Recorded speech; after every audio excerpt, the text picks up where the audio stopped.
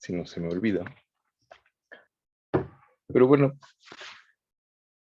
hemos visto como muchos autores, varios autores que tienen como eh, en común, que comparten esta imagen del mundo que hemos estado rastreando, ¿no? Eh, desde Platón, desde Aristóteles, ¿no? Y hay algunos autores en donde esta imagen del mundo es como bastante evidente y es bastante claro que está ahí como detrás de todo lo que dicen, ¿no? Es muy evidente que esta imagen del mundo, que además es una imagen del mundo geocéntrica y finita, como hemos insistido, eh, está de fondo en el Teatro de la Memoria de Camilo, de manera muy, muy clara, ¿no? Está de fondo detrás de la idea del alma en Ficino, ¿no? Es muy clara y también está de fondo con ciertas dudas por parte de Campanella en la postura de la Ciudad del Sol, ¿no? Lo interesante con Bruno, o lo problemático también con Bruno, es que en Bruno,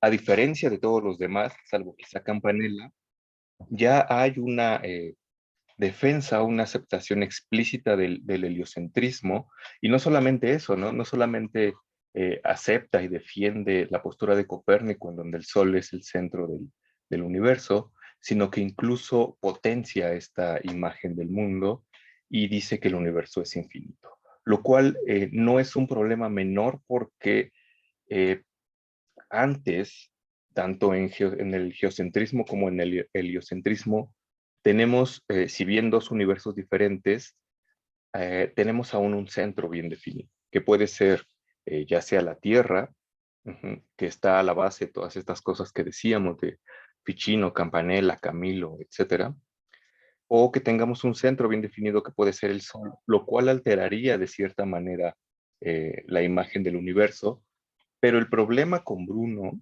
y el problema de aceptar un universo infinito es que en el infinito no hay centro. Ujú. Entonces, eso es un gran problema porque toda la estructura, toda la escala o toda la jerarquía que puede derivarse de un punto bien definido, de un centro y de una estructura que se genera en torno a ella, pues aquí se empieza como a tambalear, no como en Campanella que empieza a dudar, sino de una manera muy, muy fuerte, ¿no? Entonces, el caso de Bruno es particularmente interesante, o al menos a mí me resulta particularmente interesante, porque a pesar de tener como todas estas dudas y todos estos, eh, ¿cómo decirlo? Pues, no sé, todas estas posturas que acaban socavando la imagen del mundo, sigue postulando ciertas cosas que parecen que están bien arraigadas como en la filosofía renacentista previa a Copérnico e incluso en una filosofía medieval, ¿no?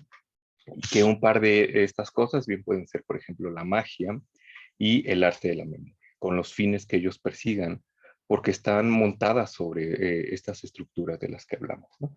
Pero antes de hablar un poco del de magia, que es lo que vamos a revisar hoy y lo que se supone que tenemos que elegir para hoy, pues convendría hablar un poco o contextualizar un poco a Bruno, porque Bruno es un personaje bastante complejo, ¿no? Eh, Habíamos hablado de que es difícil como poner límites claros como a estas cuestiones o a estos momentos históricos, ¿no? Sobre todo si hablamos como de historia de la filosofía, y nos la habíamos encontrado como al dividir la antigüedad, la Edad Media, la modernidad, porque el Renacimiento tenía un estatus ahí extraño, ¿no? El Renacimiento no es un periodo histórico que podamos decir que es equiparado con la Edad Media o que podemos decir que sucede en todos lados, en Europa, etcétera, sino que es un periodo extraño que al principio del curso decíamos que de manera más o menos arbitraria lo que íbamos a hacer era delimitarlo en los siglos XV y XVI y sobre todo en Italia. O sea, yo sé que es muy difícil hacer como estas distinciones tajantes, pero también hay posturas historiográficas posteriores que consideran de manera incluso como muy arriesgada que, por ejemplo, el Renacimiento acaba con Bruno, ¿no? Bruno nace en 1548 y muere en 1600. Entonces Bruno muere justamente con el fin del siglo XVI, tenemos ya el inicio XVII, y ya en el siglo XVII pues tenemos autores como Galileo, tenemos autores como, eh, ay, se me fue el nombre, como Descartes, etcétera, todos estos que escriben en 1600 algo, etcétera.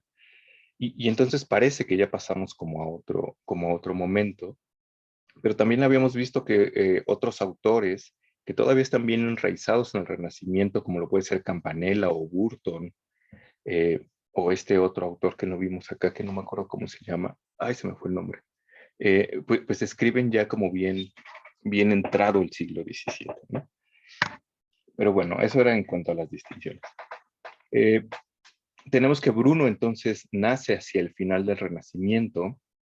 Granada, por ejemplo, en su libro El umbral de la modernidad, lo coloca ya justamente como en este último término de este periodo, que es el umbral de la modernidad, el Renacimiento, lo que tenemos antes de la modernidad, valga la redundancia.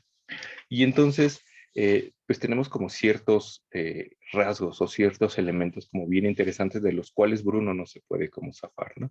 El más importante quizá, o el que repercute más, o el que más nos interesa acá, es justamente la cuestión del heliocentrismo copernicano, ¿no? Pero bueno, Bruno tuvo una vida como complicada. Hay un audio que me parece que tengo por ahí en una de las cuentas de SoundCloud, que más bien me pirateé de un programa de radio de Ernesto Priani. Lo voy a buscar y se los pongo ahí, ahí cuenta más o menos como su vida relativamente detallada y histriónica. Pero bueno, Bruno nace en Nola, en Italia, en lo que ahora es una provincia como de Nápoles, pero en ese tiempo pues Nápoles no era como parte de Italia propiamente, sino del reino de Aragón, me parece, entonces era como de lo que nosotros podremos llamar ahora España.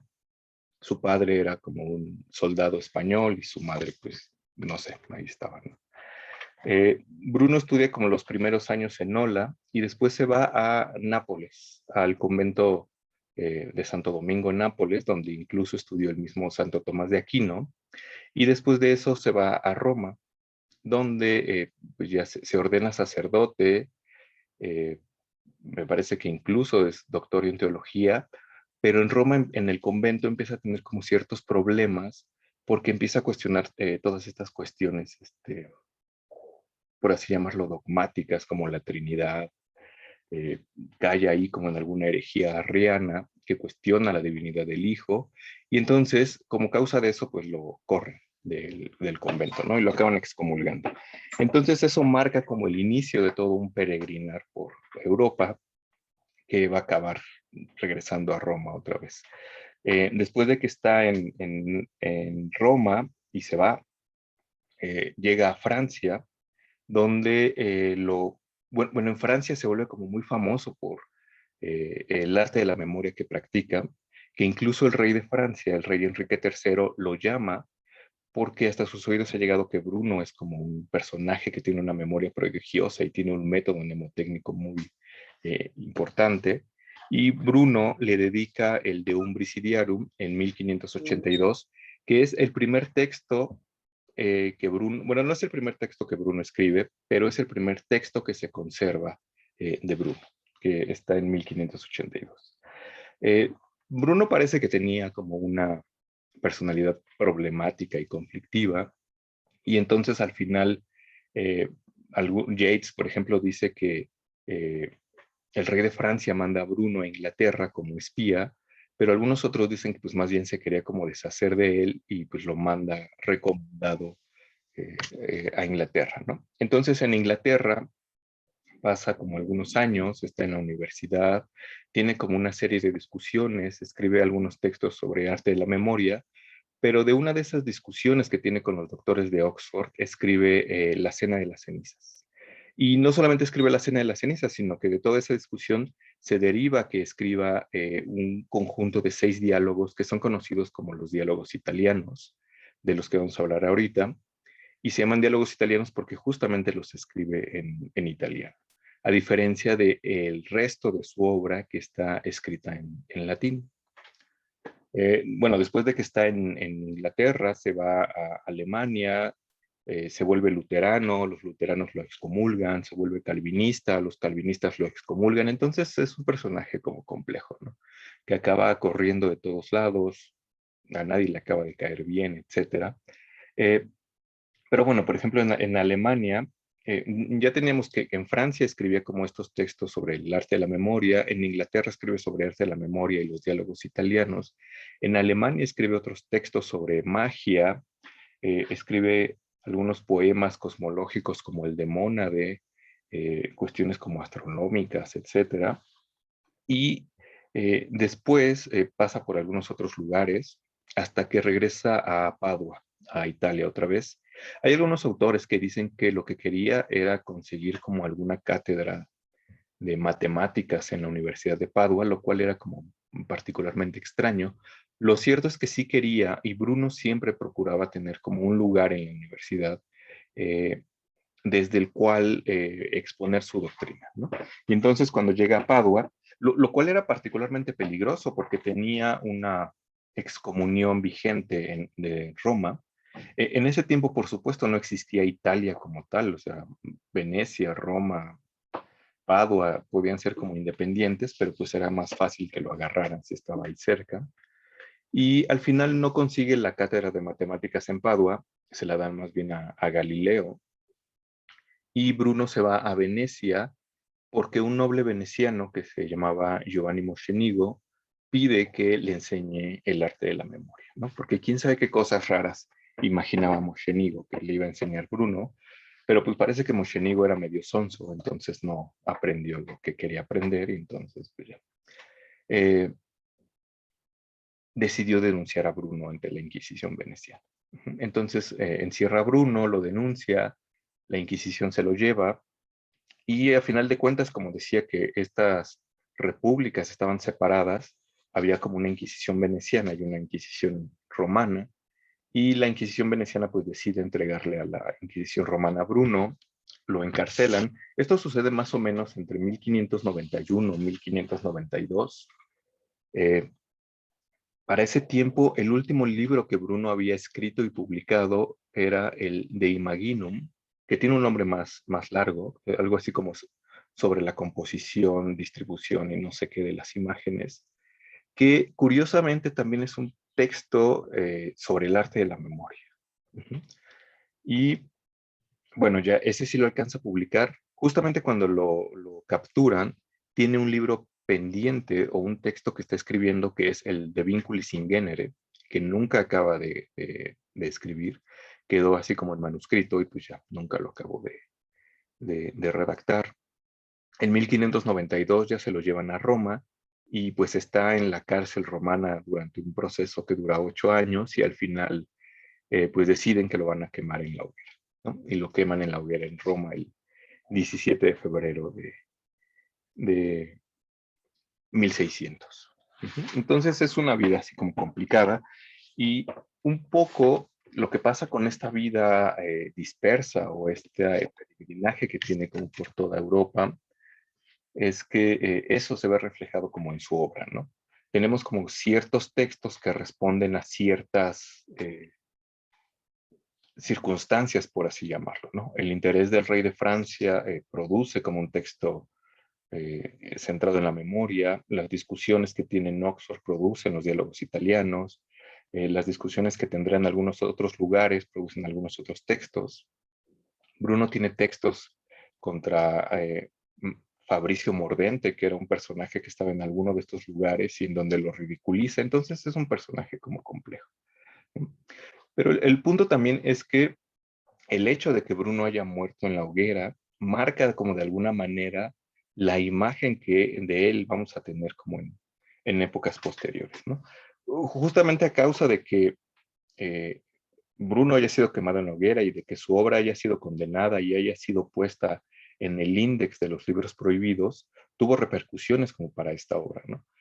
Seguramente muchos autores ya del siglo XVII conocían a Bruno, lo habían leído, pero justamente como pesaba sobre esta obra la censura de la iglesia, pues no era mencionado, ¿no? Hay algunos autores no sé, Laura Benítez, Soraya Monroy, gente del instituto que estudiaba estas cosas, que decía que incluso Descartes era un lector asiduo de Bruno, que lo conocía bien, pero que justamente por esta cuestión de la condena, pues más bien pues no lo citaban, ¿no? Entonces, Bruno es un ejemplo, bueno, seguramente Bruno para mí me parece como un ejemplo así como muy bueno, porque es un autor que conozco relativamente bien, pero me parece que Bruno es como un autor que sirve de ejemplo para ejemplificar esto de lo que hablábamos desde el principio, ¿no? Que la transmisión de un cierto conocimiento, por así llamarlo, o el acercamiento que nosotros podemos tener a un cierto periodo, a un cierto autor, a un cierto libro, nunca es neutro porque siempre hay algo en el medio. Y eso que pasa en el medio repercute en la manera en que nosotros lo recibimos, ¿no? Y en Bruno pasa como de manera muy clara, ¿no? O es muy evidente. El hecho de que haya sido condenado hace que no sea citado, hace que sus libros queden ahí como perdidos, y entonces eso pues influirá como en la imagen que tienen. A lo cual se suma un poco esta, por así llamarlo, división de su obra, ¿no? Les decía que cuando está en Inglaterra escribe estos 6 diálogos, que son los diálogos italianos, que justamente están escritos en italiano, que junto con otro texto que es una novela, una comedia, que se llama El Candelario, y Candelario, así como El Candelero, eh, son 7 libros que están escritos en italiano. Mientras que el resto de su obra, que son otros 30 y tantos libros, están escritos en latín. Uh-huh. Y pues les decía que es bien interesante o es bien curioso que el primer texto que tenemos, que es de Umbris Idearum, algunos otros que escribe por ahí, como El sello de los sellos, que escribe en 1580 y 1084 más o menos, y de Imaginum, que son como un libro del inicio, un libro del medio y un libro del final, sean textos del arte de la memoria, ¿no? Y es bien interesante porque además son textos que están escritos en latín, lo cual tiene como una cierta carga negativa, por así llamarlo, porque la obra latina de Bruno no es del todo conocida, como sí lo es la obra italiana, ¿no? Eh, Porque, por supuesto, cuando Bruno escribe en el siglo XVI, la lengua franca, pues en ese momento era el latín, así como si nosotros quisiéramos ahora ir a congresos y entenderle a la gente, pues tendremos que hablar inglés, al menos entender el inglés, pues en ese tiempo el latín era como el idioma, ¿no? Pero justamente en ese momento se empiezan a dar como estas cuestiones de los idiomas nacionales, empieza a tomar fuerza el italiano, el inglés, el alemán, etcétera, justamente en el siglo XVI, ¿no? El hecho de que el alemán se conforme como una lengua nacional, pues tiene que ver con la traducción que Lutero hace de la Biblia y se empieza a conformar como este canon. O sea, piensen también que, por ejemplo, el Quijote, que es así como este texto emblemático del español, pues debe tener como lugar en más o menos esas fechas. Entonces, el latín empieza a perder como este lugar preeminente, ¿no? Que después pues perderá como por completo. Entonces, el acercamiento que uno podía tener a Bruno dependía de estas cuestiones idiomáticas, ¿no? De repente quizá era mucho más fácil leer un texto que estaba escrito en italiano que un texto que estaba escrito en latín, ¿no? Incluso esto se debía o podría tener que ver con cuestiones temáticas, ¿no? Porque justamente de lo que habla Bruno en los diálogos italianos son de cuestiones cosmológicas y morales, como se ha dividido, mientras que de lo que habla en la mayoría de los textos latinos es de cuestiones de magia, cuestiones de arte de la memoria, aunque también es cierto que habla de cuestiones de matemáticas y tesis contra Aristóteles y muchas otras cosas, ¿no? Entonces, bueno, todo eso como para contextualizar a la obra de Bruno.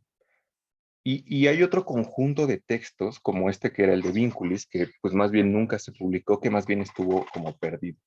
De manera que en el siglo XVIII, siglos posteriores, hay como interés en Bruno, se vuelve como a leer ya sin esta carga que tiene después de haber sido condenada por la Iglesia. Schelling tiene un texto que se llama Bruno. Hegel conoce a Bruno y lo lee. Pero es bien interesante que hay ciertos textos latinos, sobre todo, que nunca se publicaron en vida de Bruno, que no se publican sino hasta 1879, 1891, ¿no? Que son unos libros o unos manuscritos que estaban en un códice, que es el Códice Noro, que por alguna razón extraña, o sea, Bruno los escribió entre Alemania, Italia, no sé, Venecia, Roma, pero por alguna razón acabaron en la Biblioteca Nacional de Rusia, ¿no? Y no fueron como traducidos o reeditados, sino hasta el periodo entre 1879 y 1891. De manera que el acercamiento que tenían como estos filósofos del siglo XIX, interesados en el romanticismo alemán, etcétera, pues no tuvieron como acceso a este otro Bruno, ¿no? Entonces leían como al Bruno cosmológico, al Bruno que hablaba de la unidad, etcétera, pero no a este Bruno como eh, mágico, por así llamarlo.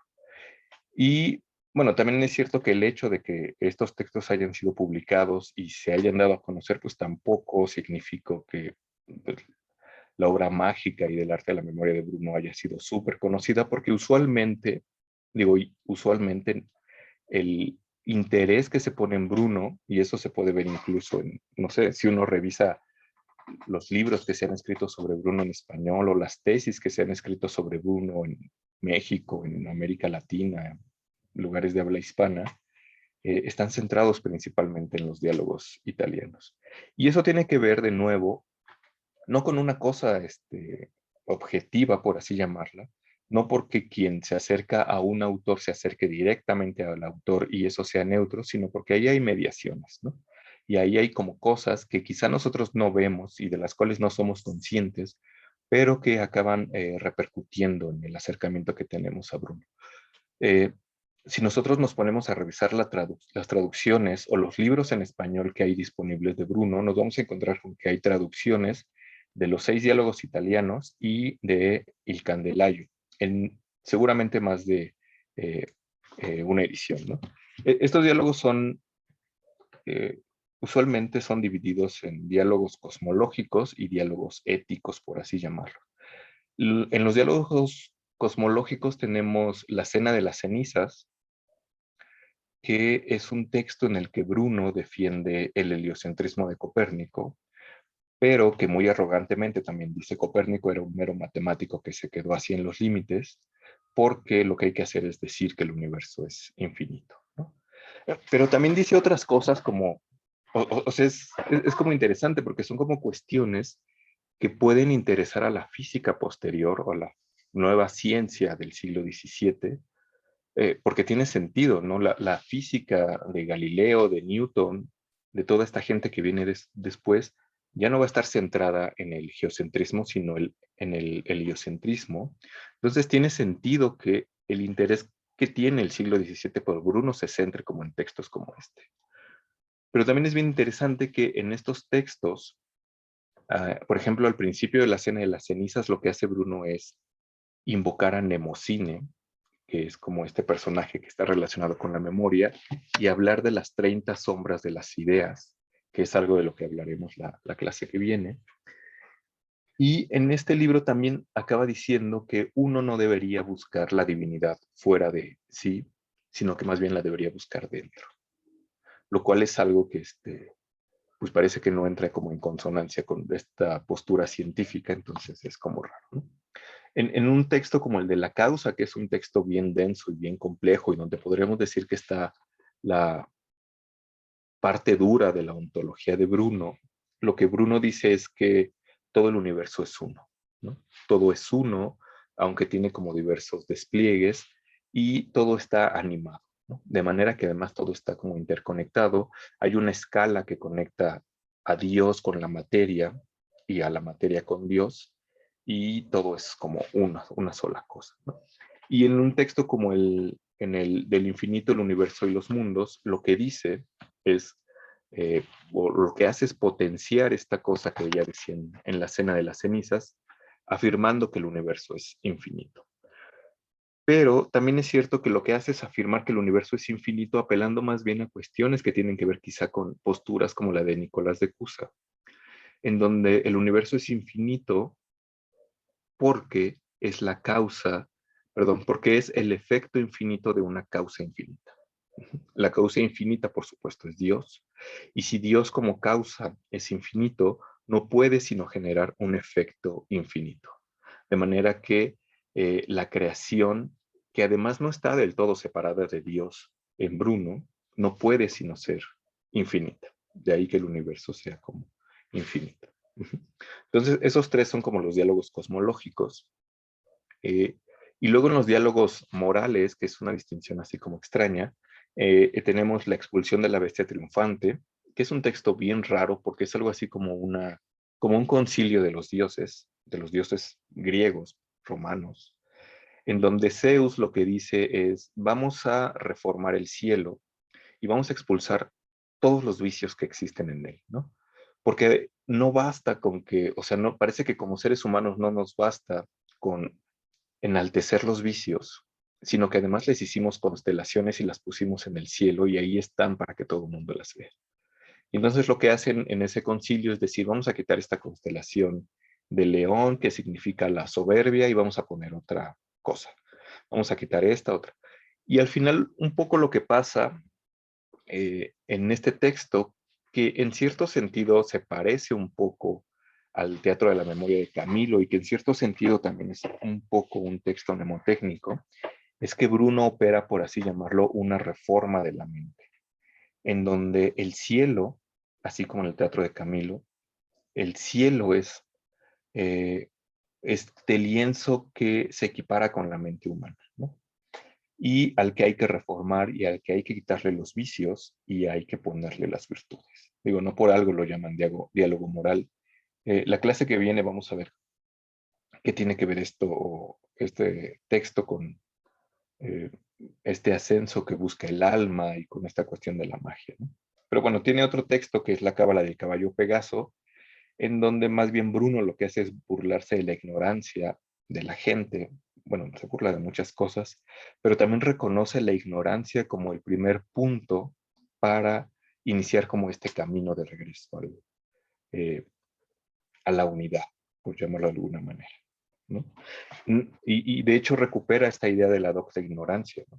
O sea, todos somos ignorantes, pero el que reconoce y es consciente de que es ignorante, pues mínimo es docto, ¿no? Es igual de ignorante que todos, pero por lo menos es docto.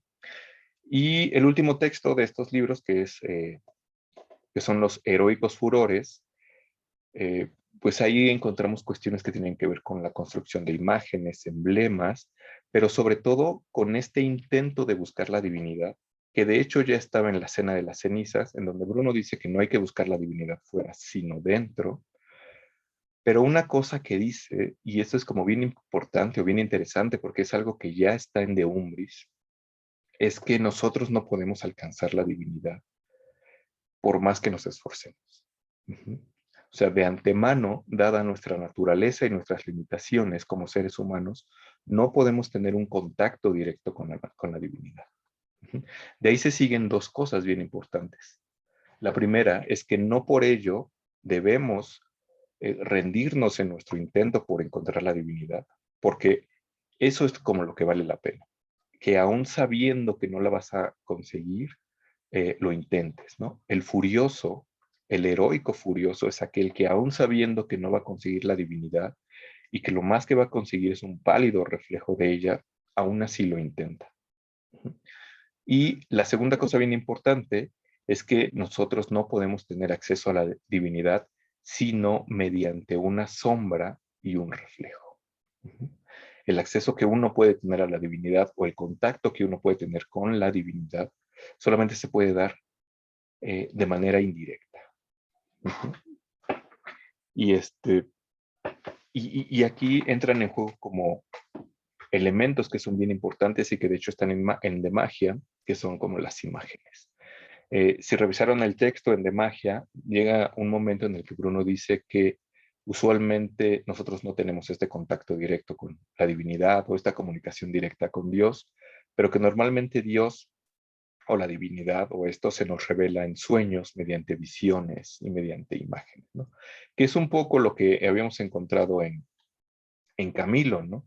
Eh, no podemos tener este contacto directo con la divinidad, pero las imágenes son como este punto medio que nos pueden como comunicar esa divinidad. Son este punto que he insistido en algunas otras clases, que a la vez que nos ocultan la divinidad, nos la muestran. O al revés, ¿no? Que al revés, a la vez que nos la muestran, pues más bien nos la están ocultando. Pero bueno, todo eso sobre los diálogos eh, italianos, que como les digo, todos están traducidos al español en más de una edición, mientras que, por ejemplo, los diálogos, los textos latinos, que les digo que son como 30 y tantos, debe haber traducidos a lo mucho 5 de esos textos, ¿no? Que son justamente el de magia, de Vinculis in Genere, las sombras de las ideas, de Umbris Idearum, y el sello de los sellos, que son como traducciones que están completas. Y todo el resto de la obra latina de Bruno, en donde habla, no sé, de estos artículos contra los matemáticos, contra los aristotélicos, sus poemas cosmológicos, donde habla de la mónada, las tesis de magia matemática, cosas así, eh, no están traducidas al español. Tiene un montón de textos que están basados como en la combinatoria luliana, tiene textos que se llaman la medicina luliana, de complemento al arte de Lul, etcétera, que esos pues, de plano no están traducidos al español. Nadie los estudia, además, en México, en comunidades de habla hispana tampoco, así como salvo cuestiones, no sé, acercamientos como pequeños, que alguien tenga esos textos que pues son difíciles de leer porque justamente están en latín.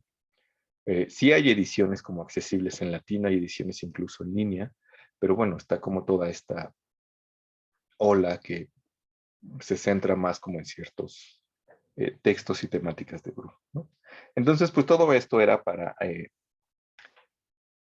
contextualizar un poco lo que pasa con la obra de Bruno, ¿no?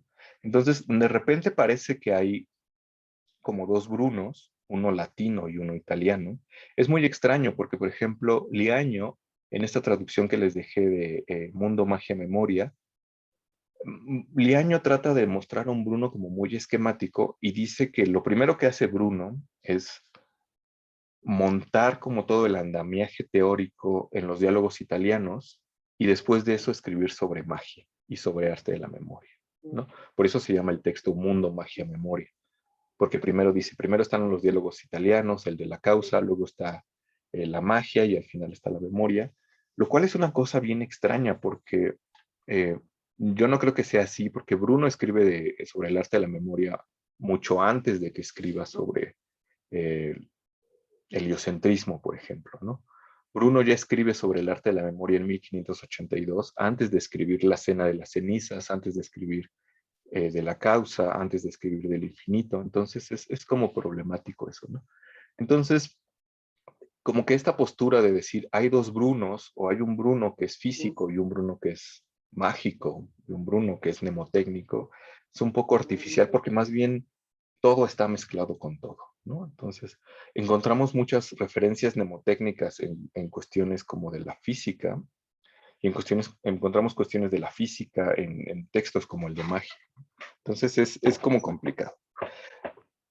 Pero por azares del destino, usualmente se identifica a Bruno con este protocientífico que defendió el heliocentrismo copernicano, ¿no? Juliano, por ejemplo, en Eros y Magia, en el Renacimiento, lleva como al extremo eh, esta postura y dice que la modernidad, que ha sido como incapaz de comprender al Bruno, pues más bien decidió omitir toda su obra mágica y toda su obra mnemotécnica y quedarse con el Bruno científico, ¿no?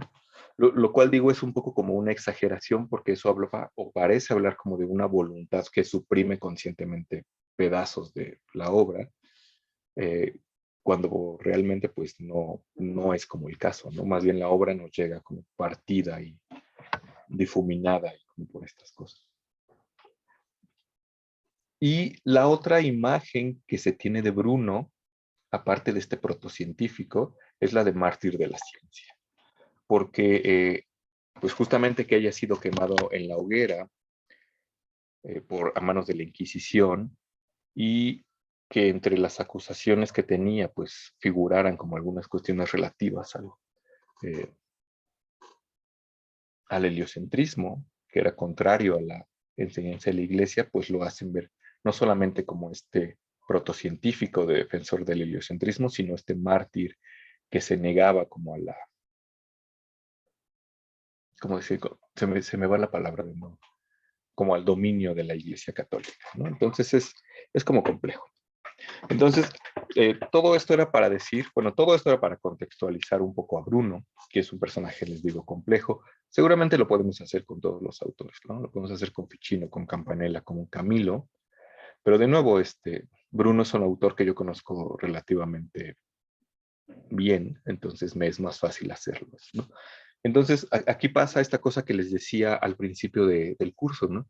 El que nosotros nos interesemos o al acercarnos al Renacimiento, nos interesemos en tal o cual autor, pues depende de muchas cosas y está mediada por muchas cosas que a lo mejor no controlamos o de las que no somos conscientes, como las ediciones, las traducciones o incluso el interés que el profesor tenga por tal o cual autor, ¿no? Lo cual se ve como muy claro. Pero bueno, y la otra cosa era para decir que justamente este Bruno como italiano, cosmológico, que se diferencia un poco como de este Bruno mágico, mnemotécnico, pues no son del todo incompatibles, ¿no? Sino que hay muchas cosas que están como ahí metidas. Y bueno, de lo que hablaremos como en lo que resta de la clase y la que viene. No sé si hasta acá haya como preguntas. Yo sé que fue muchísima información, así como en media hora, pero no sé si hasta acá antes de entrar a lo que dicen de magia haya como alguna cosa que quede volando.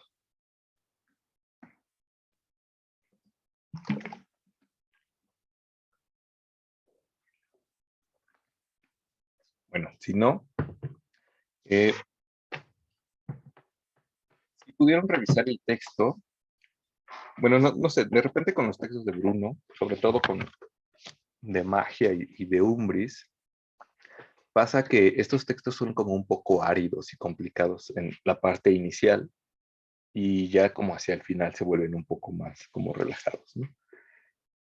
Si pudieron revisar el texto, lo primero que hace Bruno es decir que cuando hablamos de magia, pues deberíamos clarificar un poco qué es esto de lo que estamos hablando, ¿no? Porque dice, hay tantos tipos de magia como de magos. Y lo primero que hace es dar una enumeración como de todos los tipos de magia que hay, ¿no? Hay un tipo de magia natural que utiliza activos y pasivos, hay un tipo de magia que utiliza números, hay un tipo de magia que utiliza cantos y llama a los dioses, etcétera. Y al final hace una enumeración de 9 tipos de magia que, por ejemplo, Culianu dice que es una enumeración un tanto arbitraria, porque lo que hace es marcar un poco los tipos de magia que eran permitidos por la iglesia en ese tiempo y los que eran condenados, con el objetivo de decir lo que yo estoy haciendo pues está dentro de lo que es permitido, ¿no? Porque, pues bueno, la Inquisición en ese tiempo era como bastante ruda con estas cosas. Pero lo que sí hay en esta distinción o en esta enumeración de 9 tipos de magia es que encontramos en el centro un tipo de magia que utiliza números, medidas y al que él llama magia matemática. Encontramos un tipo de magia que utiliza activos y pasivos y que está centrada en la naturaleza, al que llama magia natural. Y encontramos un tipo de magia que llama magia divina o magia metafísica, que tiene que ver con cosas de allá arriba, por así llamarlo. Lo cual es algo que se parece mucho a lo que teníamos en el texto de Agripa, ¿no? En lo que revisamos la clase pasada, ¿no? Para Agripa hay una magia ceremonial que tiene que ver con el mundo supraceleste, hay una magia celeste que tiene que ver con el mundo de los cielos y hay una magia natural que tiene que ver con el mundo físico. En Bruno, más o menos tenemos esta misma distinción, pero con una variación. Porque Bruno dice que hay un tipo de magia divina que corresponde al mundo arquetípico, hay un tipo de magia física que corresponde al mundo físico, que depende del mundo de arriba, que es el mundo arquetípico, y hay un tercer tipo de magia que es la magia matemática, que corresponde al mundo racional. Y dice, la magia matemática depende de la magia física y la magia física depende de la magia arquetípica, de la misma manera que el mundo matemático depende del mundo físico y del mundo divino. Si uno se pone a ver el orden en el que están puestos estos tres mundos, se va a dar cuenta de que hay una diferencia con el orden en el que lo pone Agripa. Porque en Agripa tenemos de arriba para abajo, perdón, de abajo para arriba, un mundo físico, un mundo intelectual, un mundo matemático, por aquello llamarlo, que es el mundo intermedio, y un mundo divino. Y en Bruno más bien lo que pasa es que estos dos mundos de abajo están intercalados. Que vamos a ver la clase que viene por qué. Y tiene que ver sobre todo con la interacción que tiene el ser humano con el universo, ¿no? La interacción que hay entre el macrocosmos y el microcosmos y que tiene que ver todo con la generación de imágenes. Pero bueno, tenemos como esta enumeración y algo muy importante que dice Bruno es que, pues ya, como atendiendo a todas estas enumeraciones y centrándonos en lo que nos interesa, entre los filósofos cuando han descrito o han tratado de definir qué cosa es un mago, dicen que el mago es un hombre sabio con virtud de actuar, ¿no? O con capacidad de obrar. Y esto es como bien importante porque de ahí se va a derivar lo que es la magia para Bruno. Adelantando un poco y también refiriendo a lo que decía en los videos, hacia el final del de magia, Bruno dice que toda la fuerza de la magia está centrada en los vínculos mágicos. De manera que el núcleo de la magia bruniana está centrada en un vínculo mágico que, adelantando y spoileando un poco, un vínculo mágico tiene que ver con la generación de una imagen y siempre está dirigida como a un ser humano. De modo que la magia que nos vamos a poder encontrar en Bruno tiene que ver con esto. Ahorita vamos a ver un poco con qué. Algunas otras cosas que nos encontramos aquí al principio del de magia, y que es algo que también, como les decía, nos encontramos de la causa, es la existencia de esta escala, ¿no? Porque Bruno dice, todos los magos tienen por axioma el hecho de que Dios está en la cima de la escala y se desdobla y pasa como por grados sucesivos hasta llegar a la materia, ¿no? Dice, se desdobla en los demonios, en los dioses, en los astros, en los elementos, en la materia, en el animal, y el animal o el ser animado sube por esta como escala, ¿no? No es como tan precisa y tan parecida a la escala que habíamos revisado, en donde tenemos como a Dios, el nous, el alma, esta cosa rara que son la naturaleza y la materia, pero tenemos esta misma idea en donde tenemos un elemento que está arriba, que es Dios, un elemento que está abajo, que es la materia, y una serie de grados intermedios que la conectan, ¿no? En algún otro texto, como el de Mónade, Bruno sí presenta esta escala de 5 niveles de manera como explícita, pero bueno, ese es otro texto. Lo que podemos rescatar de aquí es la idea de la escala, de lo cual se deriva, por supuesto, que todo está interconectado, ¿no? Todo lo que hay en el universo está interconectado. En todo lo que hay en el universo, esto es importante, hay un alma. Toda la materia para Bruno está animada y en tanto que está animada, toda la materia tiene también un espíritu. Porque se acuerdan que cuando revisamos a Ficino, la constitución del ser humano tiene justamente estos tres puntos, ¿no? Alma, cuerpo y espíritu. Y el cuerpo y el alma no se pueden comunicar porque son de materias muy diferentes o de naturalezas muy diferentes. Y por eso necesitan el espíritu, que es como este elemento medio que hace las veces de puente. Pasa lo mismo aquí en Bruno con la materia, ¿no? La materia es eso, materia, pero el alma está metida, ¿no? Un poco lo que pasa con Bruno es que tenemos como esta escala de 5 niveles, pero también va a decir, como ya lo dice también en De la Causa, que todo es uno. Todo en el universo es como una sola cosa, ¿no? Entonces, esta escala que teníamos desplegada en autores como Ficino y Macrobio y los herméticos, en Bruno aparece como compactada. y tenemos una sola realidad, que es la materia animada y divina. Así como que los 5 niveles desde Dios a la materia se compactaron. Y entonces, si la materia está animada, pero al menos en sentido como esquemático, la materia y el alma no pueden eh, estamparse o así pegarse, es necesario que haya como un espíritu, ¿no? De modo que la materia, toda la materia está animada, incluso las cosas más pequeñas tienen alma, y en tanto tal también tienen espíritu, porque pues tienen como necesidad de ese puente. Sí, Aline, ¿tienes una pregunta? Sí, es que quería ver si podía como ser un poquito más, o podía explicarme un poquito más la parte del espíritu, porque no logro entender completamente su función y además, o sea, o sea, sí, su constitución, o sea, de qué está hecho. O sea, sí, eso. Claro. Eh, bueno, en Bruno tenemos mención al espíritu en al menos dos sentidos, ¿no? Uno es en este, que sería como un espíritu del mundo, y otro es el espíritu a nivel humano, que son concepciones que retoma de Ficino. Si se acuerdan, tenemos esta escala de 5 niveles, ¿no? Que es nuestra escala tradicional, que les decía que en Bruno está presente también.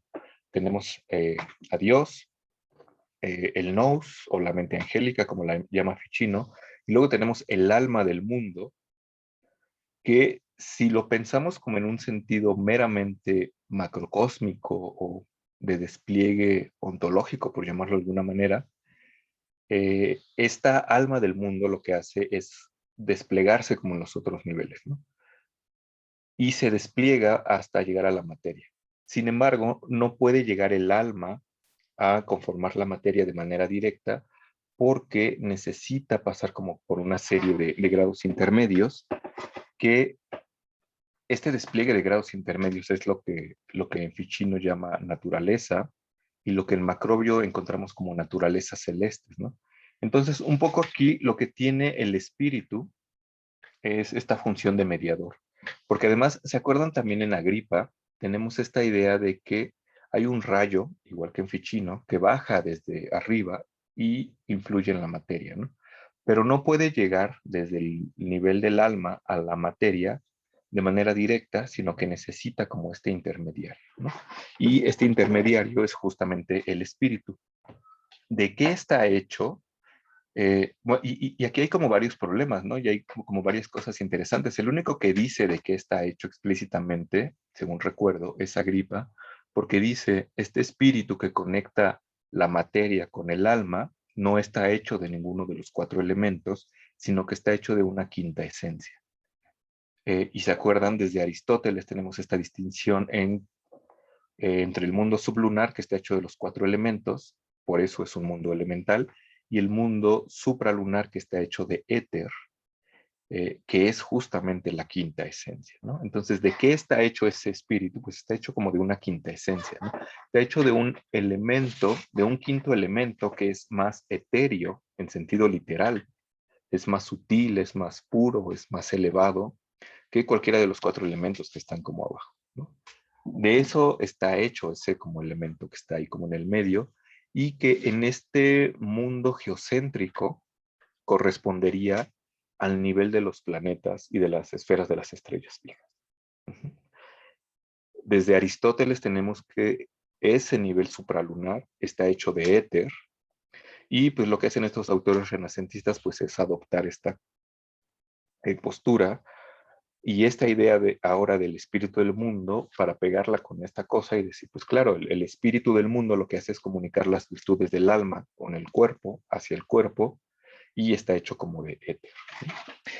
Y ya en Ficino, también en el de Amore, en el discurso 6, pues tenemos como esta explicación, pero a nivel del ser humano, porque un poco lo que decíamos en clases anteriores es que tenemos un descenso que es unitario, desde Dios hasta el alma, o de la unidad hasta el alma, pero aquí tenemos como una bifurcación, ¿no? Por un lado, el alma crea la materia y se despliega acá y tenemos este espíritu del mundo que va a retomar Bruno, pero por otro lado del alma del mundo se desprenden las almas particulares y caen hacia los cuerpos humanos, ¿no? Y entonces tenemos ahí como este mismo símil, ¿no? O sea, tenemos esto, ¿no? El alma del mundo corresponde con el alma humana, el cuerpo o el mundo elemental corresponde con nuestro cuerpo material y necesitamos un elemento medio que los comunique.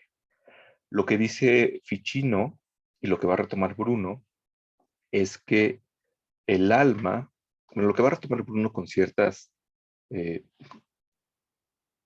precauciones, porque ya no tiene un mundo geocéntrico como Ficino, lo que dice Ficino es que el alma entra en el cuerpo del cosmos por la puerta de Cáncer y pasa por todos los planetas, y si se acuerdan, cuando el alma va pasando por cada uno de los planetas, lo que hace es ir envolviéndose en un velo que al final le permite comunicarse con el cuerpo.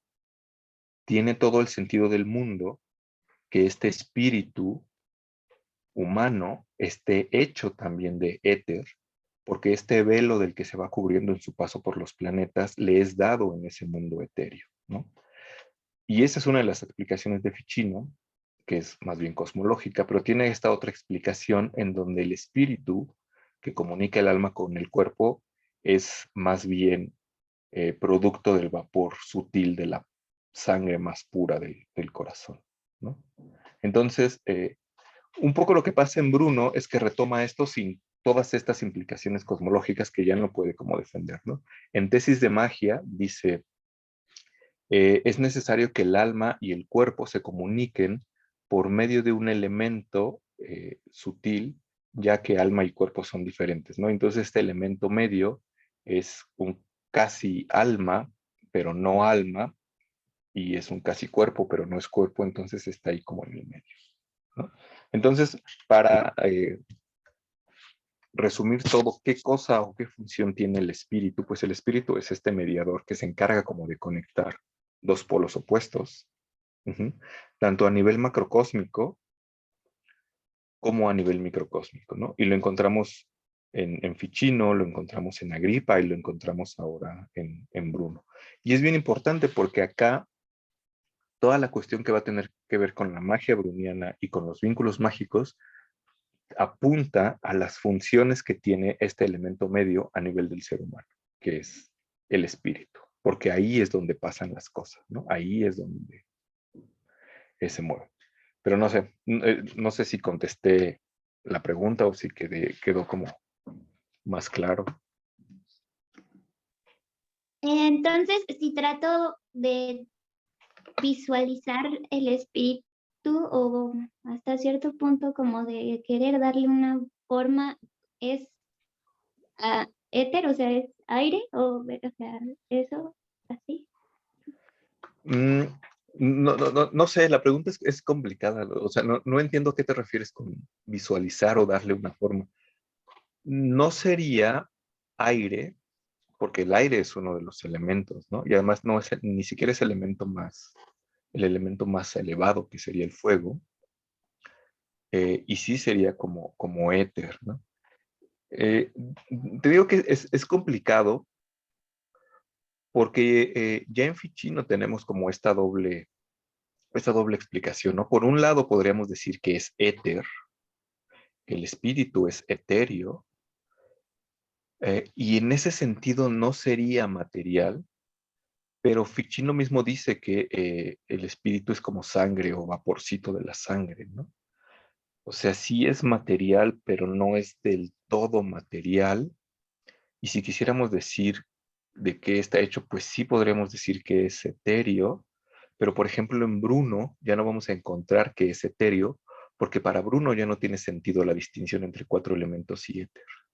Bruno lo que va a decir es que es un elemento sutil que conecta el cuerpo con el alma. Ujú. Entonces es como extraño, porque además o sea, no sé, nosotros no tenemos actualmente como un equivalente del espíritu, ¿no? Porque lo que pasaba con esta postura es que se pensaba que el espíritu era como el vapor de la sangre, porque la sangre lo que hacía era como estar esparcida por todo el cuerpo, ¿no? Y entonces, así como estaba esparcida por todo el cuerpo, podía comunicar la virtud del alma al cuerpo y de manera inversa podía recuperar como los datos de los sentidos del cuerpo y llevarlas como al alma, ¿no? Digo que nosotros no tenemos como un equivalente y quizás sería más bien pensándolo como, no sé, el sistema nervioso, ¿no? Que el sistema nervioso sería como esta cosa que está desplegada por todo el cuerpo y que comunica como nuestra mente con nuestro cuerpo y al revés, ¿no? Recorre. Por acá Liz dice que Ficino dice que es una mezcla de los diferentes elementos, aunque es más como un fuego caliente. Según yo, ajá, también dice algo así como en De Amore, ¿no? Porque tiene como esta cuestión platónica en donde, por supuesto, la distinción cuatro elementos éter es una distinción aristotélica y hay muchos platónicos que no tienen como esta distinción y dicen, o sea, eso está en el Timeo tal cual, ¿no? Eh, que el éter es algo así como un fuego como muy, muy puro. Ujú. Entonces, no estoy seguro de si Ficino retoma eso, no me acuerdo como bien del pasaje, pero tiene como cierto sentido, ¿no? Y hace como cierto sentido. No estoy seguro de que sea una mezcla de los cuatro elementos. Habría que ver dónde lo dice, así como ahí lo dice, pero bueno, tiene como cierto sentido, ¿no? O puede que sí te lo estés inventando. Pero bueno, no sé si contesté la pregunta, Ali. Sí, pero, o sea, perdón porque no quiero ser repetitiva, pero No te es preocupes. que ya me confundí un poco. Ajá, tu Si pregunta. todo, gracias. Si todo está o repercute en el espíritu, entonces el alma, ahí es donde me confundo. Entonces el alma ahora, ¿qué función tiene? Es que el alma es, ¿cómo decirlo? Imagina que, no sé, eh, lo pensaba como en una computadora. Digo, seguramente no les tocó. Pero imaginen que es como una computadora. Y aquí en una computadora es como bien evidente que hay un hardware, que es la cosa física, o sea, los chips, el teclado, la pantalla, y hay un software, que es como el alma, ¿no? Eso sería como el alma. Sin embargo, la cuestión física, el teclado, los circuitos, es una cosa física, es una cosa que podemos tocar, es tangible, mientras que el software, que es como lo que hace funcionar a la compu, es como algo intangible, no se puede tocar, eso sería como el alma. Sin embargo, no se pueden comunicar directamente, sino que necesitan un intermediario, ¿no? No sé cómo funcionan las compus ahora, pero al menos las PCs antes, bueno, todas deben tener algo, tenían una cosa que se llamaba el BIOS, que el BIOS era una especie de chip que tenía dentro de sí como un programa o una serie de comandos que lo que hacía era interconectar o hacer que funcionaran las dos cosas. Entonces, pensando en esta analogía, el cuerpo sería los componentes físicos de la compu, el alma sería el software, todo lo que hace el sistema operativo, ¿no? Todo lo que hace funcionar a la compu, y el espíritu sería este puente, ajá, que está acá, sería como este chip que es físico, pero también es intangible, ¿no? Es como una mezcla de los dos. Entonces, sí hay una distinción, porque no es que el alma sea imprescindible si en el espíritu, si por el espíritu pasa todo, porque el espíritu es eso, ¿no? Es como este puente que igual es imprescindible porque sin ese puente no habría comunicación entre las dos cosas. Y lo que decía es que este puente es fundamental porque sin él no hay nada, ¿no? O sea, por ahí pasan todas las cosas. No sé, o sea, teniendo el mejor sistema operativo del universo que pueda tener en mi computadora, que sería el alma, no me serviría de nada para comunicarlo al cuerpo si no tengo como este puente, ¿no? Entonces ese puente es como ese medio. Es eh, una especie, alguien me va a decir que es completamente que no es como una especie, sino es todo, es como una especie de un tercer reino, ¿no? Que está ahí como en el medio. No solamente es un puentecito que comunica, sino que genera como toda una cosa, ¿no? Pero a final de cuentas tenemos como en los extremos, como el alma, ¿no? El alma sigue siendo como esta cosa intangible, ininteligible o inteligible, que es la que opera y meramente intelectual, y el cuerpo es como esta cosa meramente física, que de nuevo, ¿no? Necesitan como este puente para conectarse. No sé si mi ejemplo o mi analogía funcionó o solamente confundí más. No, sí, sí funciona. Y entonces todo individuo tiene esos tres componentes. Ajá, bueno, eso sería lo que dice Ficino, ¿no? Dice, nosotros ciertamente hay tres cosas, alma, espíritu y cuerpo. Ujú. Y eso es como extraño, ¿no? Porque justamente para nosotros e incluso para los antiguos, parece que hay como una confusión entre alma y espíritu, ¿no? O sea, a veces utilizamos como el adjetivo espiritual para referirnos a algo que no es material, ¿no? O sea, justamente, no sé, piensen en Platón, tenemos como una conjunción entre alma y cuerpo. Piensen en Aristóteles, tenemos una conjunción entre alma y cuerpo, pero el espíritu es una cosa que agrega Ficino de manera como bien definida aquí, ¿no? Y lo agrega manteniendo el alma, que es algo que igual retoma Bruno. Eh, como les decía, en este pasaje de las tesis de magia dice que igual, ¿no?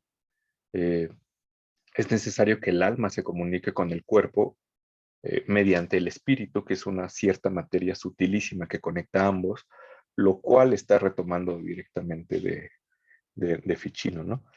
Y digo que es como complejo porque así como para Platón y Aristóteles no había espíritu, quizá para nosotros tampoco haya como un espíritu, ¿no? Si pensamos un poco en autores posteriores como Descartes, donde tenemos este dualismo entre el alma y el cuerpo, quizá el espíritu se ve reducido como esta cosa que era la glándula pineal, que era como la que conectaba alma y cuerpo, ¿no? Que en una compu acabará haciendo este chip, que es el BIOS, que conecta como las cosas. Pero bueno, espero no haber confundido. Sí, está Federico, más claro, gracias. de nada, Ale. Eh, Federico dice que el alma podría ser como el éter y el espíritu podría ser como la luna, mientras que el cuerpo y la materia serían como los elementos. Sí y no, porque, eh, o sea, lo que podremos decir es que el alma es el alma, la materia es la materia y el espíritu sería como el éter. Equiparar el alma con el éter ya sería como desfasarlo. Uh-huh. Y sí podríamos mantener como la comparación teniendo en mente que estamos desfasando la escala, ¿no? Uh-huh. Podríamos decir, para no meternos como en esos problemas, que se mantiene una estructura en donde hay un elemento superior, un elemento inferior y un elemento medio, ¿no? El elemento superior es el alma, el elemento medio es el espíritu y el elemento inferior es la materia. Si hablamos como de éter, podríamos decir que es el elemento superior. Si hablamos de un elemento medio, podríamos decir que es la luna. Y si hablamos de un elemento inferior, podríamos decir que son los elementos, sí, teniendo en cuenta que responden como esta estructura, ¿no? Como de arriba, en medio, abajo, interconexión entre todos, pero no podríamos equiparar el alma con el éter, así como tal cual. Pero sí, podríamos hacer una distinción, una equiparación, perdón. De hecho, lo que podríamos hacer, y es algo que nos podemos encontrar en muchas escalas, es que podemos tomar como esa estructura, ¿no? Que es la estructura fundamental, como dos extremos y un medio. Y puede que los componentes de los que se conforma una escala varíen, pero lo que permanece es la relación, ¿no? No sé, no se me ocurre ahorita como algún ejemplo. Mm, no sé, imaginen que tenemos que caminar desde Copilco hasta la facultad, hasta el anexo. Entonces yo puedo decir que tengo dos puntos extremos, que es el anexo, a donde tengo que llegar, el metro, y hay una serie de elementos intermedios, ¿no? Hay una relación como de extremos y medio, pero puedo como mover esa estructura a un elemento más pequeño. No puedo decir que está el copilco, que es un elemento, puedo decir que está odontología y que hay un elemento medio, que es el paseo de las facultades. Pero una vez que llego a odontología, odontología ya se vuelve un extremo y puedo decir que luego está economía y luego está derecho, ¿no? Entonces ya cambié como los componentes de mi estructura, pero la estructura sigue siendo la misma, ¿no? Hay dos polos y hay un medio que los comunica, porque para que yo llegue desde odontología hasta eh, derecho, pues tengo que pasar como por economía, ¿no? No me puedo saltar como esta cosa. Y una vez que llego a economía y quiero llegar a filos, pues voy a tener que pasar por derecho, ¿no? Porque ahora ese es el elemento medio. Entonces sí se pueden hacer como estas equiparaciones, pero hay que tener como ciertos cuidados, ¿no? Hay que ser conscientes al menos de que se hace. Pero bueno, no sé, porque, bueno, espero que esto no confunda más, porque toda esta explicación que hemos hecho eh, apunta como a manejar como esquemáticamente las partes de la escala, y lo que decía antes de las preguntas es que lo que pasa con Bruno es que como todo es uno, la escala está más bien como compactada y aplastada en una sola cosa. A ver, Federico dice, ¿no puede ser también como la Trinidad? No lo sé. La Trinidad es complicada y a lo mejor no sirve tanto para explicar esto, porque nuestra escala alma, espíritu, cuerpo, o arriba, en medio y abajo, tiene una jerarquía bien definida, ¿no? El arriba eh, manda, por así llamarlo, al del medio, y el del medio manda en el de abajo, y el de abajo depende del del medio, y el del medio depende del de arriba, pero en la Trinidad, tal como es entendida, en la Iglesia Católica, la Iglesia Ortodoxa, los tres son iguales, ¿no? A menos que quieras caer en una herejía. Dios, eh, Dios Padre, Dios Hijo y Dios Espíritu, si bien son tres personas diferentes, tres hipóstasis, eh, son, por así decirlo, facetas de una sola como realidad, ¿no? O sea, no es que estén como en escala, sino están como a nivel horizontal. Decir que el Hijo es inferior al Padre, que sería como ponerlo en esta escala, sería caer en la herejía del arrianismo, que justamente tenía Bruno problemas con eso, en donde decía que el hijo no podía ser igual que el padre porque era inferior.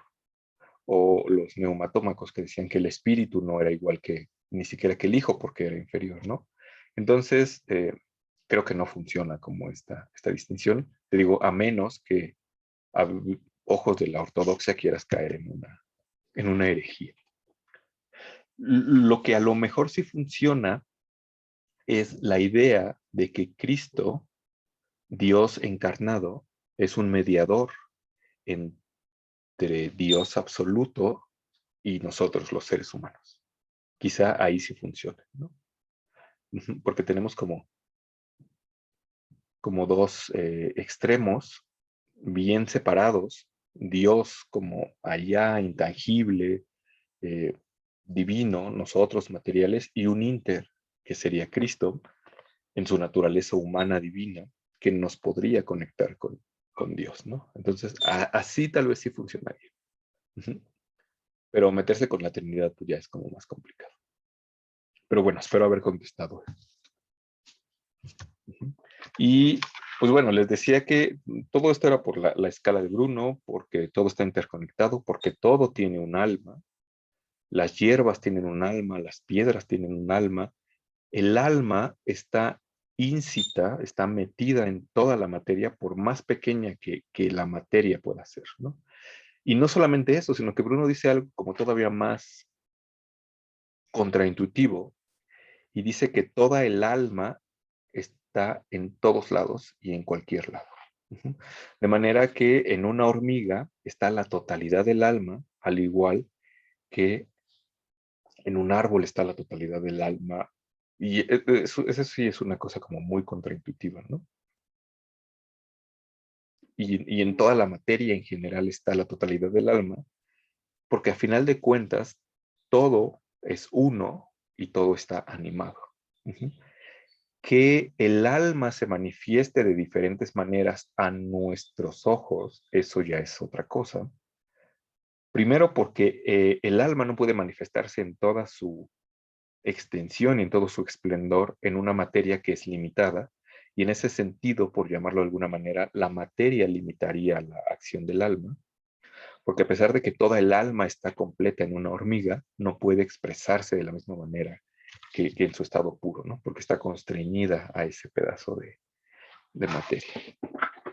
Y el hecho de que Bruno diga que toda la materia esté animada y que todo tenga un espíritu, lleva como algunas otras posturas, ¿no? Que ya se parecen un poco más o ya son menos abstractas de lo que tenemos hasta ahorita. Y empieza a hablar acá de simpatías y semejanzas. ¿Se acuerdan lo que hablábamos las clases pasadas, no? Hay un principio de semejanza en donde lo semejante llama a lo semejante, ¿no? Y aquí la vamos a encontrar con Bruno, pero les va a llamar un poco simpatías. A ver, Federico preguntaba que un poco parecido a Eckhart, ¿no? Con esto de que cuando volvemos a Dios estamos ahí donde las moscas y los ángeles son iguales. Ujú, ajá, exacto, ¿no? O sea, cuando pasamos como esta frontera que divide como el uno o Dios, la divinidad o como quieran llamarle de la multiplicidad, pues más bien ahí lo que pasa es que se funden todas las contradicciones, ¿no? Un poco lo que diría Eckhart, o pensando en Eckhart, es que cuando cruzamos esa frontera, pues en realidad nos fundimos ahí y pues ahí más bien da igual porque todo está metido acá, ¿no? La diferencia con Bruno es que esta materia animada y divina, pues sí tiene a nuestros ojos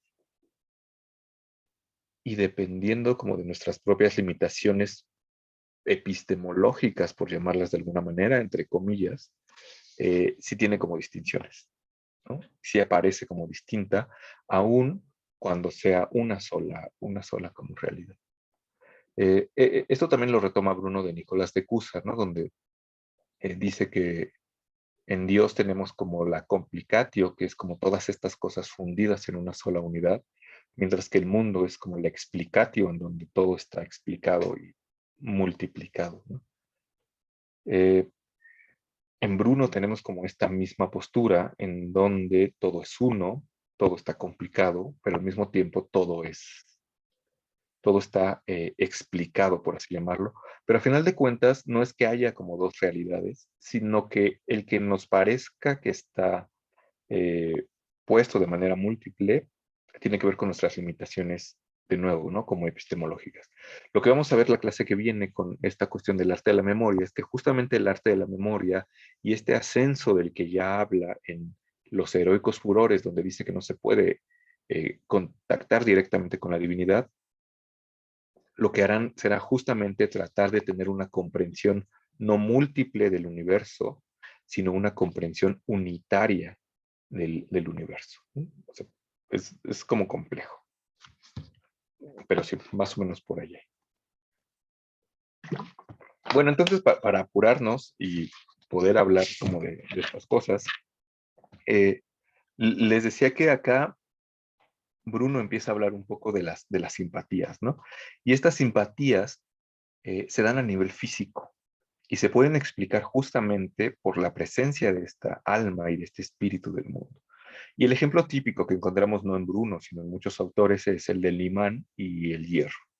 El imán atrae el hierro por alguna cuestión extraña que parece como oculta, pero que en realidad tiene que ver con estas simpatías, ¿no? Y por esta interconexión que tiene.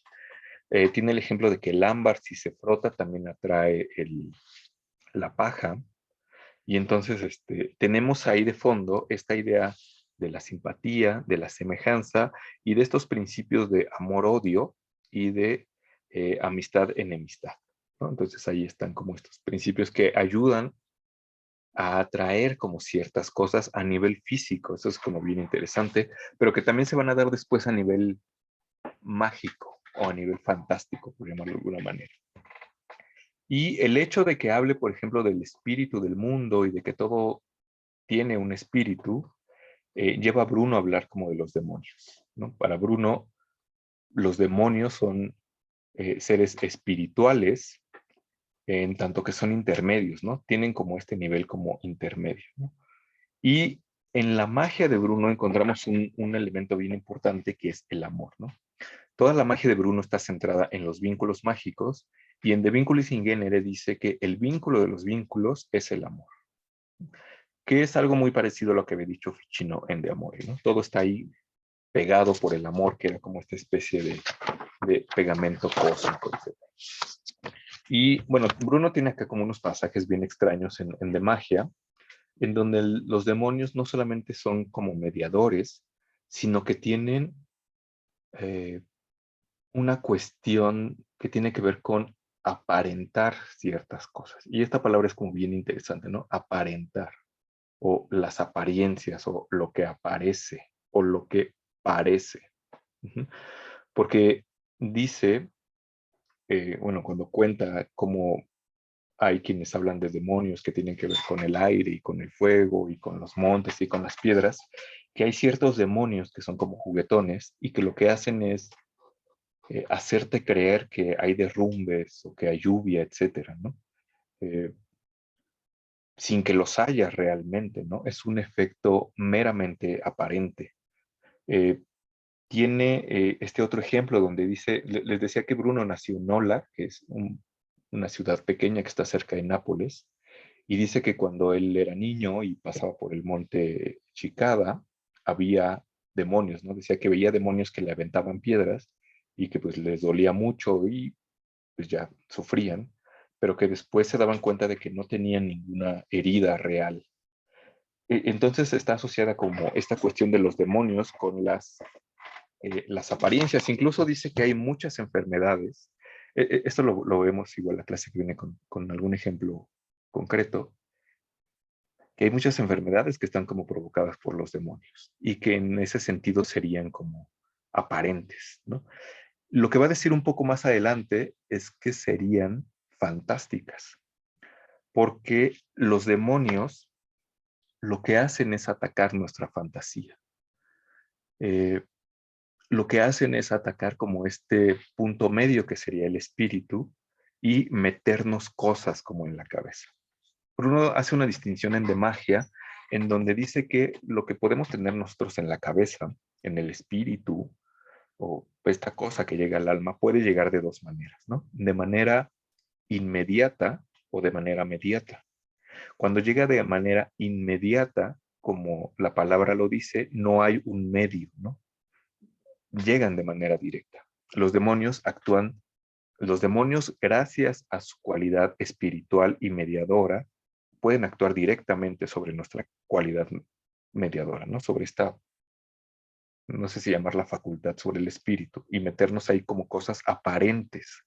Por eso nos pueden hacer creer que hay derrumbes o que llueve fuego o que nos avientan piedras cuando en realidad no está pasando, ¿no? Porque está acá como metido. Eh, y eso es bien complejo porque de ahí a la ciencia ficción debe haber como un salto.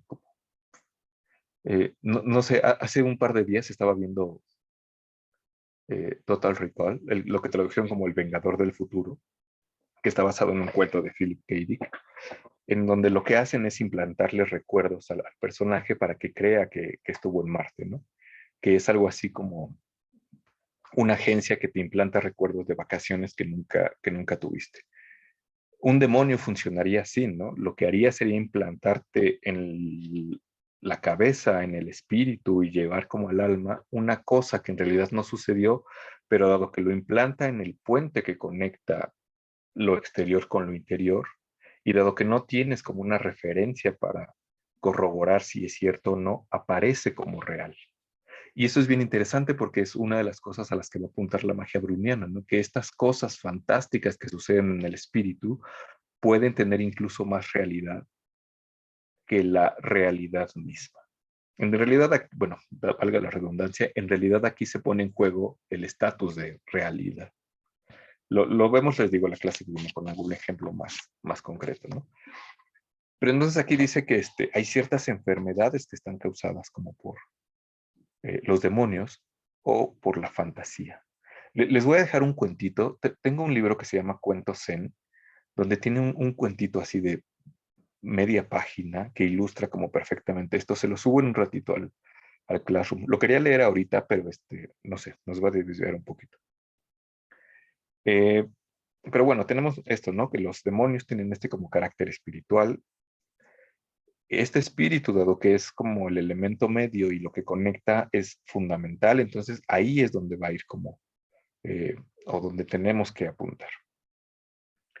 Y por supuesto les decía que estas conexiones de simpatía que había como entre el imán y las piedras, entre el ámbar y la paja, pues se van a dar a nivel fantástico, para llamarlo de alguna manera, porque a lo que vamos a llegar un poco con la magia bruniana, adelantando por si no nos da tiempo ahorita, es a retomar esta distinción que habíamos visto con Ficino. ¿Se acuerdan que en Ficino, cuando vimos cómo se generaba una imagen, dada esta composición del ser humano que se retoma en Bruno,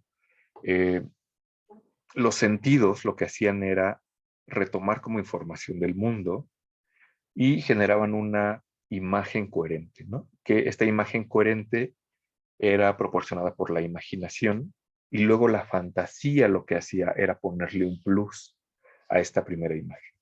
Y algo bien importante que dije en esa sesión, que quizá no hacía mucho sentido, pero ahorita la va a empezar a hacer, es que el juicio fantástico o este plus que le agrega la fantasía a la imagen es algo que no está ni en la imagen primera, o que puede no estar ni en la imagen primera, y ni siquiera en el objeto físico real. Sino que es algo que solamente está en mi imagen fantástica. Pero no importa que no esté ni en la imagen primera ni en el mundo externo, por así decirlo, con que esté en mi imagen fantástica, va a tener suficiente fuerza. Adelantando un poco, Bruno tiene el ejemplo no en de magia, sino en de vínculos, en donde dice que seguramente todos tenemos una tía así como muy creyente y muy católica, y que si cree que si come carne el Viernes Santo se va a ir al infierno, ¿no? Eso es un juicio fantástico, ¿no? Complejo, complicado. Puede que no sea cierto que si yo como carne me voy a comer una baguette de jamón serrano el Viernes Santo. O sea, puede que no sea cierto que me vaya al infierno, ¿no? Puede que realmente ni siquiera exista el infierno, ¿no? Puede que realmente ni siquiera exista el castigo, pero si yo a nivel fantástico estoy convencido y creo fervientemente que si como jamón serrano el Viernes Santo me voy a ir al infierno, eso, dice Bruno, va a generar realmente un infierno. Y va a tener más realidad y más peso ontológico, si se quiere llamar así, que la realidad misma. Entonces es una cosa como bien fuerte que se deriva de los vínculos mágicos, ¿no? Pero bueno, como les decía, esto es como spoiler, para que no quede como volando por acá. No sé si hay como preguntas acá o puedo seguir hasta donde lleguemos para no dejar volando esto. Bueno, después lo que hace Bruno es que va a enumerar 20 vínculos. O sea, él dice como estas cosas son las primeras que vinculan. Y enumera 20 tipos de vínculos que tienen que ver con la estructura del mundo, entre sus 3 divisiones, con esta conexión que hay entre todas las cosas, con los astros, con los cielos, con los cantos, etc. Y luego dice que el mago tiene que conocer como todas estas cosas, ¿no? Como la estructura macrocósmica del universo, para poder vincular al ser humano, que a final de cuentas es su reflejo microcósmico. Y una cosa bien importante que dice, y aquí ya entramos propiamente a cómo funciona un vínculo mágico, que ya dijimos, un vínculo mágico tiene que ver con una imagen que entra por los sentidos, pero que en el camino adquiere como otra forma, ¿no? Un vínculo mágico entra por los sentidos, genera una imagen, pero esa imagen se carga de un plus fantástico. Entonces aquí la fantasía juega como punto bien importante. Pero para que haya un vínculo, dice Bruno, se necesitan tres requisitos. Que haya una... Bueno, y aquí ya está pensando en que hay un mago o un vinculante o alguien que lanza ese vínculo o que quiere ligar a alguien, ¿no? Y dice, es necesario que haya una potencia activa en el agente, es decir, que aquel que lanza el vínculo conozca qué está haciendo, cómo lo está haciendo y qué cosa está atacando. Es necesario que haya una potencia pasiva en el paciente, es decir, que el destinatario del vínculo esté como predispuesto, por llamarlo de alguna manera, y es necesario también que haya una operación adecuada. No basta con que yo tenga el conocimiento, con que mi víctima esté como predispuesta. Si yo hago todo mal, pues va a salir todo mal, ¿no? Y un poco lo que pasa acá es que si falla como alguna de estas tres cosas, no se da el vínculo o se rompe el vínculo.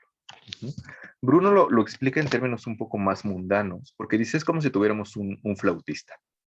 Pensemos en el flautista como el agente, ¿no? Es el que sabe de música, es el que sabe tocar el instrumento. Pensemos en la flauta como en el agente, ¿no? En el paciente, perdón. Es aquello sobre lo que yo voy a hacer la actividad.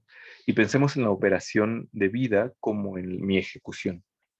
Para que mi ejecución salga bonita y salga bien y pueda lograr lo que quiera, independientemente de lo que sea, se deben cumplir como estas tres condiciones, ¿no? Que yo sea un buen flautista, que tenga una buena flauta y que haga como una ejecución o tenga como un buen momento. Con cualquiera de esas tres que se rompan, pues ya valió todo. Si yo soy un mal flautista, aun cuando tenga la mejor flauta y aun cuando esté en el momento perfecto para poder entrar al conservatorio y todo, se va a romper, ¿no? Si yo soy un buen flautista, pero tengo una flauta que está rota, o una flauta que es chafa, o que tiene un hoyo de más. No sé por qué una flauta tendría un hoyo de más, pero si tengo una flauta así, pues va a sonar todo chafa, ¿no? Entonces, con una de estas cosas que se rompan, ya no va a funcionar. O pensándolo en términos un poco más mundanos, eh, no sé, pensemos en un futbolista. O sea, es que cuando estaba leyendo este pasaje me recordé un partido de fútbol hace como muchos años, en una final, donde jugaban los Pumas contra las Chivas. Y en el penal, en el último penal se jugaba el campeonato, ¿no? Entonces imaginen que es este futbolista, que puede ser el mejor futbolista del mundo, eh, tiene el mejor balón que puede haber, pero el momento de la aplicación falla porque es un momento de mucha tensión. Y de hecho lo que pasó en ese momento es que el jugador falló el penal y perdieron ese partido, ¿no? Lo que falló aquí fue el momento adecuado, ¿no? O sea, la aplicación fue lo que falló y entonces no se pudo concretar. Pero también pudo haber fallado si, por ejemplo, alguien muy malo hubiera tirado ese penal o si el balón hubiera estado desinflado, ¿no? No hubiera funcionado. La idea de todo esto es que, bueno, dos cosas. Para que un vínculo funcione se tienen que dar estas tres condiciones, que el que vincula sepa hacerlo, el que va a ser vinculado esté en condiciones de ser vinculado y que haga las cosas bien, ¿no? Eh, no sé, o sea, pensando como en otro como ejemplo mundano, imagínense alguien que les quiere vender paletas, y esto es algo que va a retomar Culianu, porque lo vemos la clase que viene con más detalle, pero Culianu lo que dice es que todas estas cuestiones de la magia acaban como en la mercadotecnia y la publicidad, que es una tesis polémica, por así decirlo, pero que tiene como algo de sentido. Bueno, pero todo eso era por el de las paletas, ¿no? Imaginen que está como el de las paletas, me quiere vender una paleta, y aquí ya podemos hablar, sí, de un vínculo, ¿no? Lo que trata de hacer el vendedor, que sería como el vinculante, sería establecer un vínculo entre mí y la paleta. Entonces tenemos aquí como un tercer o un elemento más que sería como un objeto al que me quieren vincular. Entonces, lo que va a pasar aquí es que si el paletero o el vendedor puede ser el mejor paletero del mundo, la paleta, o sea, puede ser que yo tenga mucho calor y necesito una paleta, entonces yo tengo la disposición, ¿no? Tengo como esta pasividad, hay una pasividad en el paciente y aparte llega en el momento adecuado donde yo tengo dinero y puede vendérmela, entonces se concreta como el vínculo, ¿no? Y además puede que me convenza diciéndome que se me va a quitar el calor con una paleta. Entonces ahí funciona muy bien. Pero puede que pase que se repitan como todos estos elementos, menos el que haga mucho calor, ¿no? Puede que él sea el mejor paletero, puede que a mí me gusten mucho las paletas, pero en ese momento hace mucho frío. Entonces lo que pasa ahí es que yo ya no tengo la disposición adecuada. El paciente perdió como esta pasividad propia, ¿no? Aun cuando él siga teniendo el mejor discurso mercadotécnico y siga teniendo las mejores paletas, no importa el objeto como tal al que me quiere ligar, porque el objeto va a seguir siendo el mismo, o sea, el objeto es una paleta. Lo que importa es como la conjunción de todas estas cosas, ¿no? De modo que para que un vínculo se establezca, deben como alinearse muchas cosas, de lo que se derivan dos cosas, ¿no? Primero, que si una de estas cosas no se alinea, pues el vínculo se rompe. Y segunda, que un vínculo mágico es bien específico. Solamente se puede dirigir como hacia un individuo concreto, en un momento concreto, con necesidades bien específicas. Y puede haber cosas que nos vinculen en algún momento que nos dejen de vincular en algún otro momento. Y entonces eso es bien interesante, ¿no? Porque el mago entonces tiene que tener como esta habilidad para adaptarse a los cambios, porque incluso algo que me puede vincular a mí en este momento puede no vincularme o puede no funcionar de la misma manera una hora después, ¿no?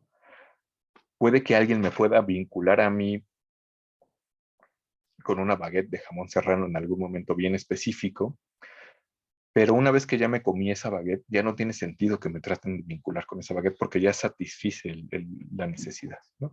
Aun cuando siga siendo yo, aun cuando siga siendo Viernes Santo y aun cuando la baguette siga siendo la misma, las circunstancias variaron y ya no puede pasar como el vínculo, ¿no?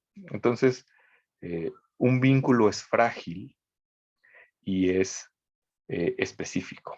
De manera que un vínculo debe estar dirigido como para alguien específico en un momento específico, pero también debe atenderse a que puede romperse como fácilmente, ¿no? Pero bueno, sobre eso pondré como algunos ejemplos la clase que viene para no extendernos como mucho. No sé si hay una pregunta hasta acá. Me gustaría dejarlo hasta acá como para ya no corretear y ya no correr con todo lo que falta. Así que si tienen como alguna pregunta, es el momento.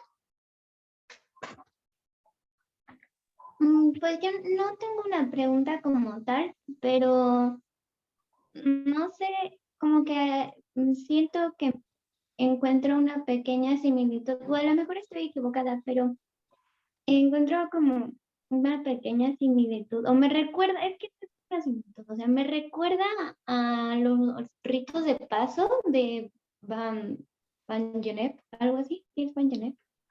Creo que sí es o sea, el que habla precisamente sobre sí, o sea, esta manera de hacer los ritos en algunas tribus y cómo se hace la relación, bueno, los vínculos precisamente de cómo funcionan esos vínculos. Y entonces a mí me recuerda un poquito pues a eso, pero, pero no sé, bueno, era todo lo que quería decir. Sí, no sé, no conozco como esos retos de paso, pero sería como interesante conocer cómo funciona, porque seguramente debe haber ahí como algo, ¿no? O sea, te lo debe haber recordado como por algo. Lo semejante llama a lo semejante. Ujú. Sí, bueno, si encuentras ahí por ahí alguno, pues nos puedes contar la clase que viene y vemos qué pasa, ¿no? Y les digo, quizá hoy como me extendí un poco con esta explicación de Bruno y todas estas cuestiones de su obra, esta explicación de los vínculos está como muy apretada y muy condensada. Y pues ya lo que voy a hacer la clase que viene es más bien como explicarlo un poco más. Eh, detallada y con ejemplos para que se vea además cómo la fantasía aplica, ¿no? Entonces igual podemos encontrar alguna relación con muchas, muchas cosas, como ritos de paso, de iniciación, o cosas de mercadotecnia, como dice Julián, ¿no? A ver qué encontramos acá. Ujú. Pero no sé si hay como alguna otra pregunta, comentario.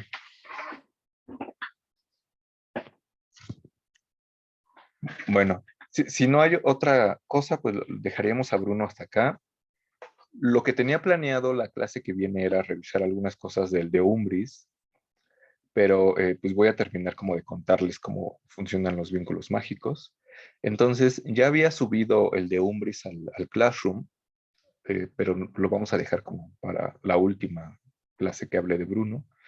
Eh, lo que voy a hacer es que voy a seleccionar como algunos parágrafos bien específicos de Vinculis, en donde Bruno habla como de estas cosas, y pues ya lo comentaré la clase que viene, ¿no? Y ya la última, bueno, la clase que viene, dentro de 15 días, pues ya sí hablaré del de Umbris.